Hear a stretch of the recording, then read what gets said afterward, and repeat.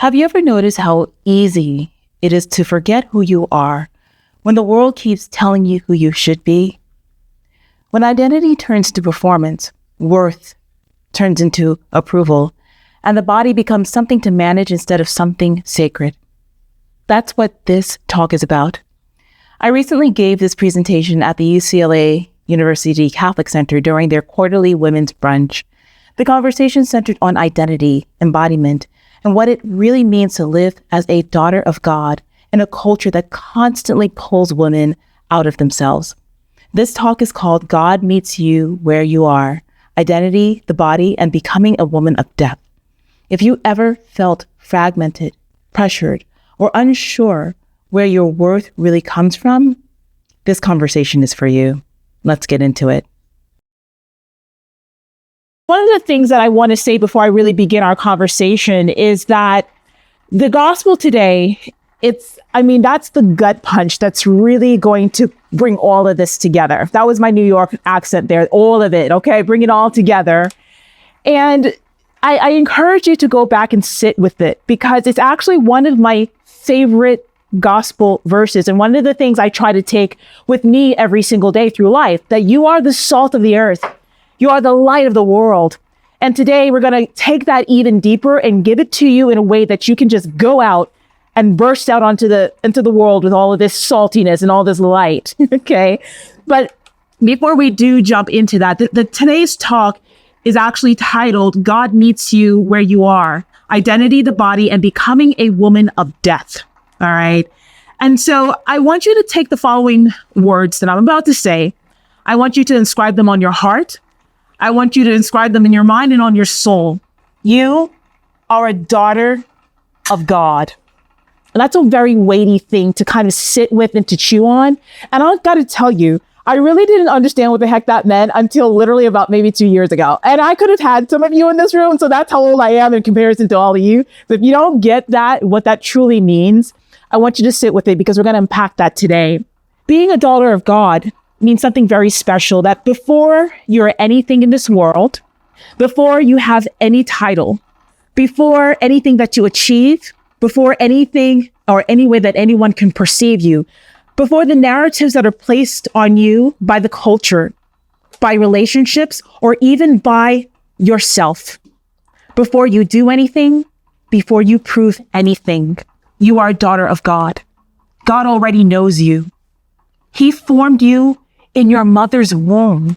So he knows your name. He knows your desires. He knows your fears. And he knows the questions that you carry quietly in your heart. And your dignity, most importantly, doesn't rest in any performance. It doesn't rest in your appearance. Your dignity does not rest in how well that you're doing right now or how much you might feel like you're failing at life right now. Your dignity rests in him. And everything that we're going to talk about today, it's going to flow from that truth. So I want you again to inscribe that on your heart, inscribe it in your soul, and inscribe it in your mind. But here's the twist. Our society really doesn't want you to live from that truth. Let's be honest here. Because a woman who knows that she is a daughter of God, oh honey, she is dangerous. She's not easily shaped by fear. She's not shaped by comparison. And she's not here for anyone else's approval. So instead of being shaped by that truth, what society wants to do is quietly to train you out of that truth. You might say, okay, how so, Rox, right? Well, let me tell you, from a young age, you are taught to see yourself from the outside in, to measure your worth by your appearance, to curate an image, to monitor how you're perceived. Think about it. Social media, for instance, right? How many of you are on social media? Raise your hand. Okay. Even if you try not to be, we can't get away from it, right? Well, guess what? Social media is not about just sharing images anymore. It's about curating a life, curating an image, curating a perception of how you want the world to see you. And even down to our entertainment and celebrity culture, it's no longer about entertainment. Oh no, you know what it's about? It's about telling us what the standard is. It's about telling us what's desirable, about what's worth attention. And even down to our friends and people that we associate with. Friendship doesn't feel like friendship all the time anymore. It's become about keeping up, It's become about just conforming to whoever it is that is around you. And over time, something begins to fracture when you rely on that, especially for us as women trying to live our faith. Now, how does that show up for Catholic women? Well, your interior life, it becomes disconnected from that exterior life. Your faith becomes something that you just practice. It isn't something that you actually live day by day. Your body becomes something to manage, something to control, rather than the place where God meets you. And if you feel fragmented, if what I'm saying right now is speaking to you, if you feel distracted, if you feel unsure about who you truly are and what being a daughter of God actually means, guess what? That's not an accident, and it's not a personal failure.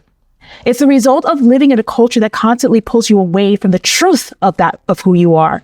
So my goal for today's conversation is multifold. I want you to see yourself in a new light.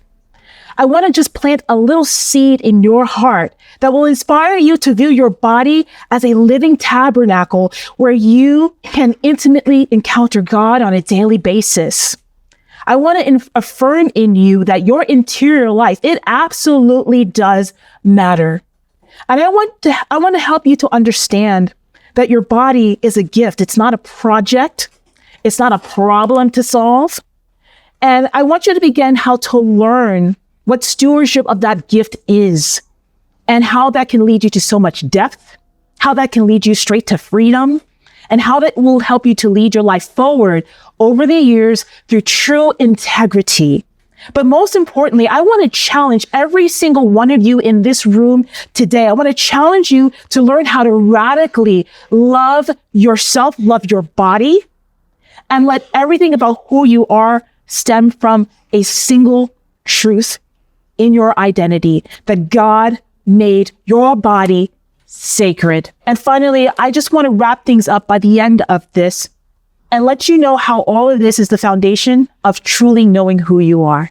Now, I want to shift gears a little bit and talk about identity, like truly talk about identity. One of the greatest pressures that's placed on all of us as women today is this thing about defining ourselves. Like what does it mean to be a woman in 2026? We're told constantly and insistently that identity is something that we've got to name. We got to be sure of. We got to declare it. And honey, you better defend it too. Oh, don't say that you're this thing and then you're not. Oh, honey, you in for a ride. Okay. All right. That who we are can be summed up in categories. That's the other thing, labels. Sometimes that those identities that we have can also be tied to image. You know, that's an easy way to think about identity. Some people are really, really rooted in how they look, how you present yourself, and how the world perceives you. But identity, of course, it doesn't just happen there. Identity in our culture today is wrapped up in these labels: sexual orientation, political affiliation, ideological positions, personality types, horoscopes, social categories, right?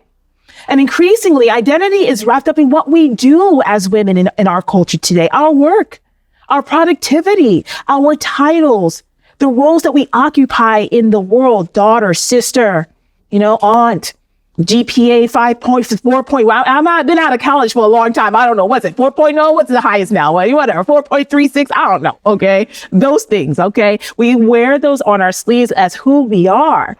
And for many women, especially capable and driven women, work.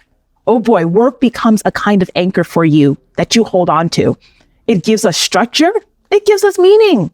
It gives us a way to be seen and to be understood. So we begin to say stuff like, this is who I am. This label, this is my job. This is the box that I'm in. And once you've placed yourself in a box, ladies, guess what?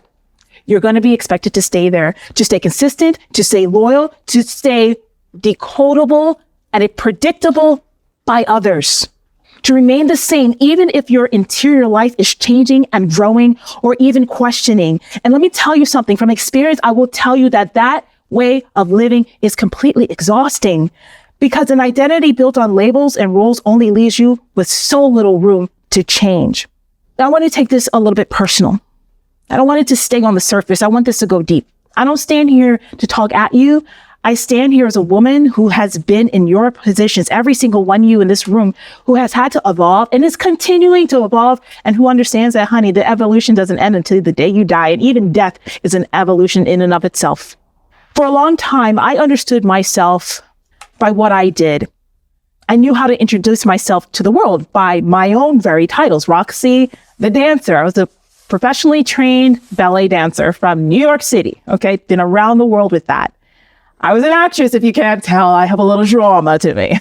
Roxy, the fitness professional and the fitness trainer. That was my thing. I love fitness. It still is. And Roxy, the bodybuilder. Believe it or not, if you ever look me up on the internet, you will find out that I am a top level bodybuilder who's been on the most incredible stages in the world. But every title for me, it gave me a place in the world. It gave me meaning. It gave me that sense of importance, and it gave me a way to belong. It gave me that way to say, here I am. But something happened the moment I stepped away from those things and I decided, you know what?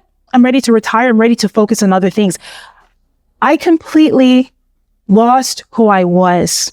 It was like the ground underneath me it just flew out. And it sent me into a state of depression. It sent me into states of anxiety.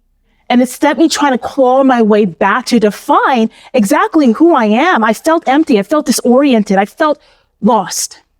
Because when your identity is built on what you do, the moment that you stop doing it, everything goes dark. And it wasn't until that I encountered my identity as a daughter of God and understanding what that truly, truly means. That's when everything began to change. And again, this has been a process for me I probably stopped competing back in 2015. That was the last time I stepped on a bodybuilding stage. I always had a fitness business that I've been running since 2010. Online, by the way, when everybody else was trying to figure out the pandemic. I was like 10 years ago, I was like, yo, get online. They thought I was crazy. Your girl had it down. But when I stopped dancing, I stopped acting, I stopped competing, I had to restart and claw my way back. But when I understood that my identity was not that it was in being a daughter of God, my confidence didn't come from the outside anymore. It came from in here. My worth didn't rise and fall with the productivity of my life, the numbers that I was getting, how many people were watching me on social media. Honey, I didn't care about none of that. Okay. And my sense of self wasn't fragile anymore. I could finally see myself clearly. And in seeing myself clearly, I could see beauty. And not as something that I manufactured or anything that I could put on my face or put on my body. No, it was a beauty that pointed to something greater, the big beauty of what God is. A beauty that can bring others to Christ. And honestly speaking, that's what the Christian vision of the human person actually is. Because worldly labels, they were never meant to carry us at all. They were never meant to give us meaning. And when they start to crack, that fallout doesn't just stay abstract, okay? That fallout for many women, that confusion starts to be embodied. And the body is where life's habits start to fall apart, where pressure becomes tension within us, and where unspoken questions about our worth, belonging, and love quietly takes shape within us. We start to doubt ourselves. We start to doubt our worth. So when a woman who no longer lives from that truth of who she is, that daughter of God, that fracture doesn't stay abstract. It becomes embodied. And that's what I want to kind of get into right now, because as I shared with you, fitness is my thing. And I see this every single day with women that I work with and with men as well. But for us as women, our bodies is so much deeper because everything about us, I said, again, is embodied and it's internal. But I want to flip what is actually embodied in us in a moment. But let's truck back to what this conflict is called. I call this conflict the war in the body. Now, so when I say the war in the body, I'm not talking about a hatred for the body. What I'm talking about is this confusion. The war in the body begins when the body is asked to carry meaning that was never meant to carry. When identity is no longer rooted in that daughterhood and the body quietly becomes a place that we take it all out, that we start to try to find who we are. Am I enough? Am I desirable? Am I worthy of love? Am I safe? Am I seen? Those are not bodily questions. You know what those are? All those questions that you might even ask yourself, those are actually rooted in identity. They're rooted in belonging. But when we don't know the answers to that, those questions land in the body in different kind of ways. We try to control it by changing our appearances, try to lose weight, which is nothing wrong with that. Trust me, if people didn't want to lose weight and get in shape, I wouldn't have a job. But we're taught to take it to extremes, especially in our culture today. You try to control things. You try to stay perfect. You try to present in a way that you think is acceptable to the world around you instead of what truly is at root in your heart. And a lot of people like to blame women particularly and say, you're being shallow. But when all you have to express who you are is that outer shell, that's all that you can move from. Women, as I said, are embodied, and our culture enforces this in us constantly. We're told that freedom, bodily freedom and autonomy is without limits, right? That agency means using the body however we want, however we choose, without asking, what is our bodies truly for? And when that framework takes hold, the body starts being a place of encounter and becomes a site of negotiation for approval, negotiation for attention, negotiation for your worth. And that is the war. So when I say the war in the body, that is where it lies. And for some women, it shows up as that hyper focus again on appearance. For others, it's detachment, it's numbness, it's wanting to disappear.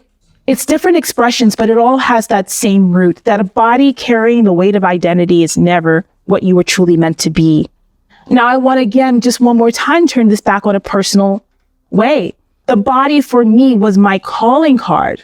Do you think people would want to work with me if I didn't look a certain way? Or being in the arts, oh my stars, as a dancer, as an actress, how I walked in the room, how I looked, every inch of my body meant whether I was going to eat or pay my rent 1 month.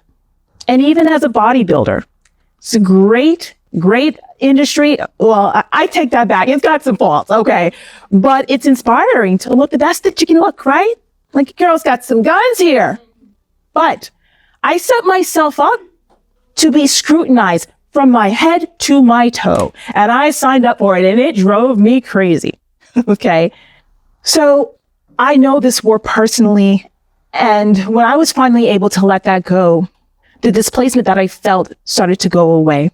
I want to bring things a little bit more to the center of theology, though, when it comes to the body, because St. Paul tells us something very interesting. And this is the moniker, actually, of my business now.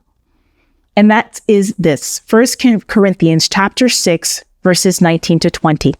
Do you not know that your bodies are temples for the Holy Spirit within you, that you've received from God? You are not your own. You are bought at a price. Therefore, glorify God in your bodies. So now I want to shift gears a little bit and just take you out of the darkness, because I got y'all down here. Now you're like, okay, Roxy, we get it. Okay, let me go ahead and start to uplift you a little bit. And now just change the way that you see your body. And then I want to draw you into an idea of how to take all of this forward. Up to this point, we have named the fracture, but our faith does something very beautiful. Our faith does not leave us in brokenness. It begins with God stepping into our woundedness and restoring what was lost. And how does that show up for you as women? Well, when you start to think about it, you realize that God is not only around you, God is not just above you. God is not looking at you from afar, kind of puppet stringing things along. Oh no, honey, God dwells within you. Again, scripture plainly tells us that the body is a temple. Now, I know that we hear that in the New Age. Oh, baby, it's in the Bible that the body is a temple. Yoga doesn't own that. Buddhism doesn't own that. That's 100% our gospel. And that changes everything, because if God dwells within you, then your body is not incidental to your faith. It's not a distraction to holiness. It's not a problem to overcome. It is the place where God has chosen to make his home within you. And this is why our faith is so radically embodied. God did not save us from afar. He entered into the flesh. He took on a body. He walked among us. Man, when you think about it, He walked here. The Incarnation tells us something completely unavoidable, that the body is not opposed to God, that the body was made sacred by him. And when that truth takes root in you, it begins to heal that war that we were talking about earlier, begins to give you that clarity. It begins to allow you to see that beauty of who you are and realize that there is no standard, that God is the only standard. God dwells within your body when you already claim it and know that you're already chosen, you're already dignified, and there's no need to negotiate your value to anyone. You're not trying to earn love. You are responding to love. So to wrap this up, I want you to just think about ways now that you can go forward with this. And I'm going to open up the floor to questions so that way, because this stuff is kind of heady. But I think that when you start to just break it apart, you can start to learn how to apply it section by section, or piece by piece rather. But the thing that I want to go back to is something I mentioned a little bit earlier, which is freedom. That's a really important thing. So when God dwells in you, and this body of yours is that temple, you realize that freedom, as the world tells you it is not truly the same. That freedom actually needs to be redefined, because freedom is not the ability to do whatever you want, ladies.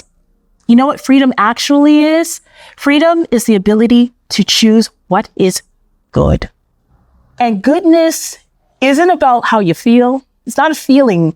Goodness isn't a personal preference. Goodness is what's ordered towards God, because God is all things good, true, and beautiful. There it is.